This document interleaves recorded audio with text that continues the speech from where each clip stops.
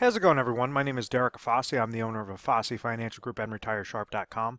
Today's topic I want to discuss with you, can you have an IRA and a 401k? And kind of what are the benefits of being able to transfer your dollars from a 401k into an IRA and when you are eligible to do so.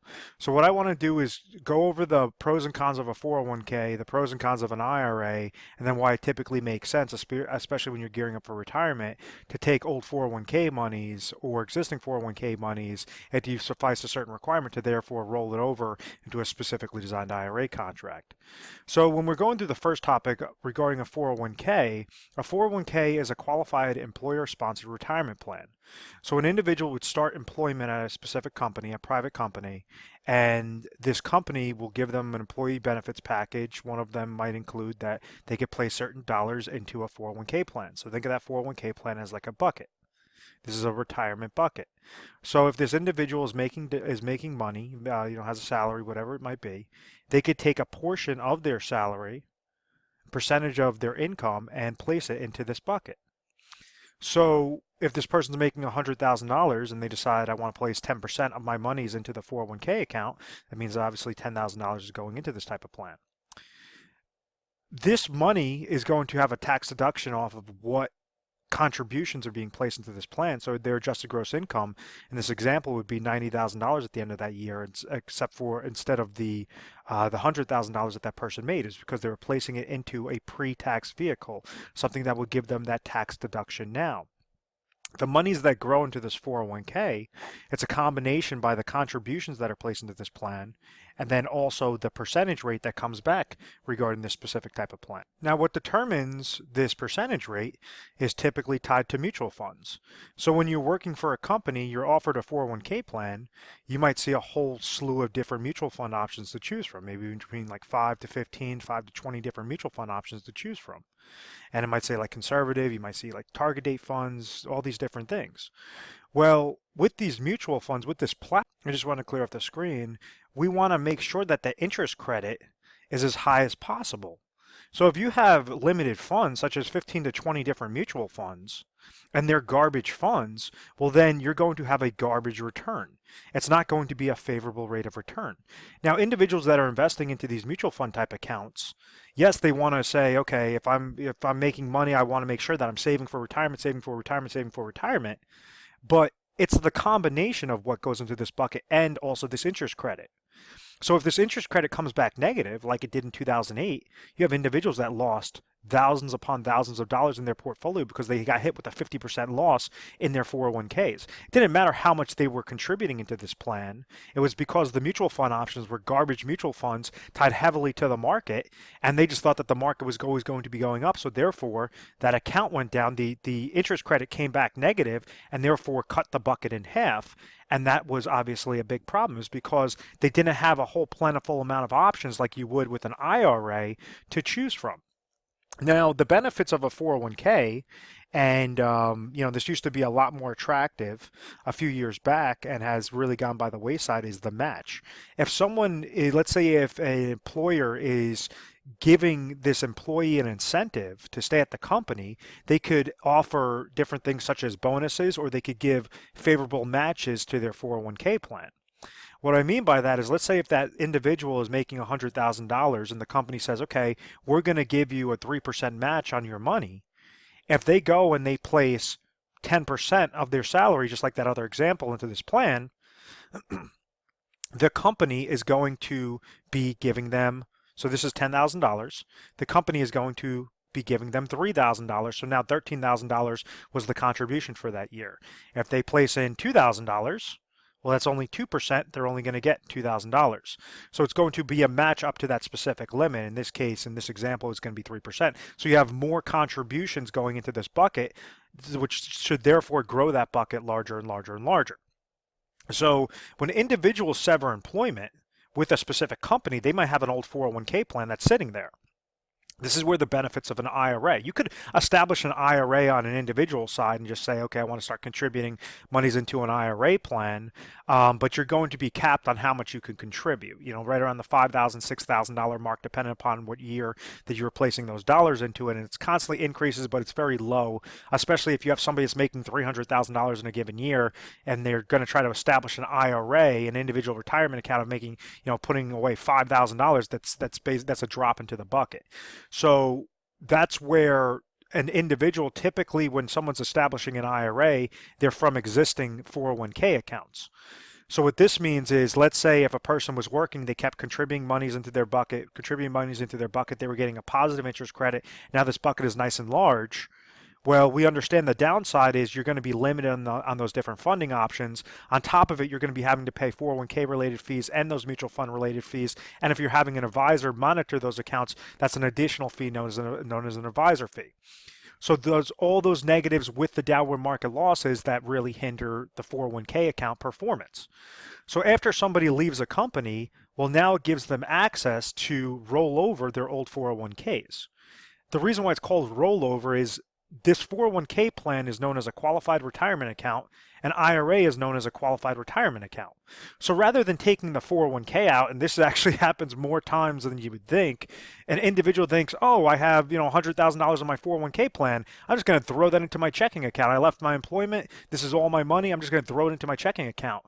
And you have somebody that's like 40 years old that will throw $100,000 into their checking account. And what they did was they took their qualified monies and they turned it into non-qualified monies, and therefore they got dinged because they weren't 59 and a half yet. There was a 59 and a half rule with all these qualified accounts, both the IRA and 401k. So they're going to get hit with a 10% penalty. And then also this is going to go against their taxable income as well.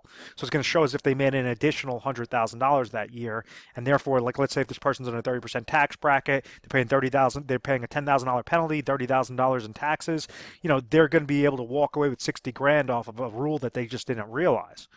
So what you want to do is say, okay, I understand the tax deferral benefit. I understand that if I'm placing contributions into a plan like a 401k or placing contributions into a bucket like an IRA, obviously that's going to grow the bucket, but it goes twofold. It goes by the contributions and the percentage rate that comes back.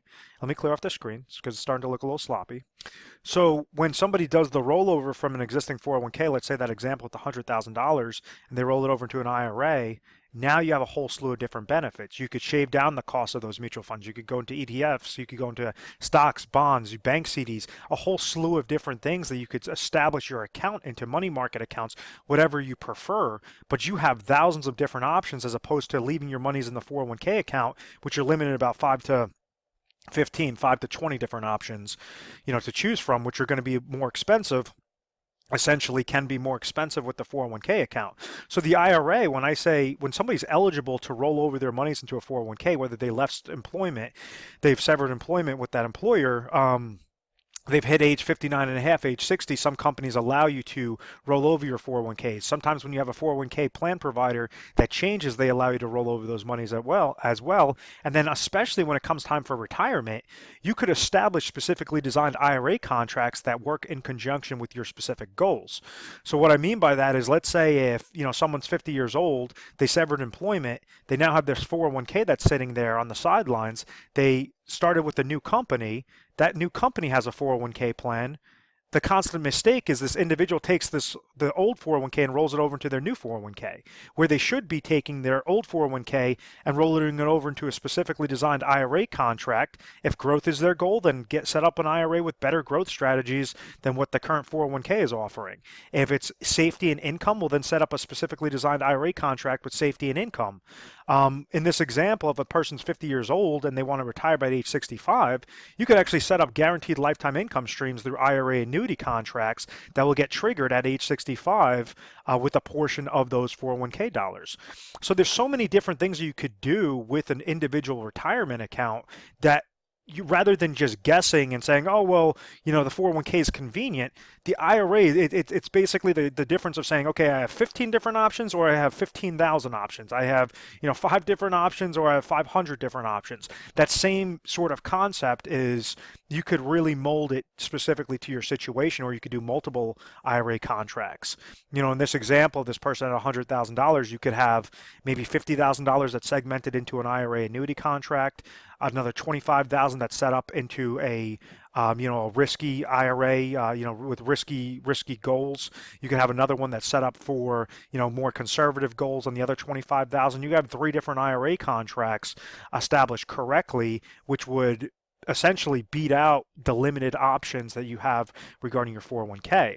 That match is the tricky concept that individuals don't understand. If you have a bucket of $100,000 that's sitting in a 401k account, and you go and you roll that over into a new 401k account, well, if you're making $100,000 with that new employer and you're placing $10,000 into this plan and they're matching you 3%, they're not matching you 3% off of the overall bucket, or they're not giving you the match off the overall dollar amount. They're just giving you off of that contribution for that year. So whether this bucket was $0 or whether this bucket was $100,000 is not going to make a difference, because of the fact that match is only going to be based upon the contributions for that year.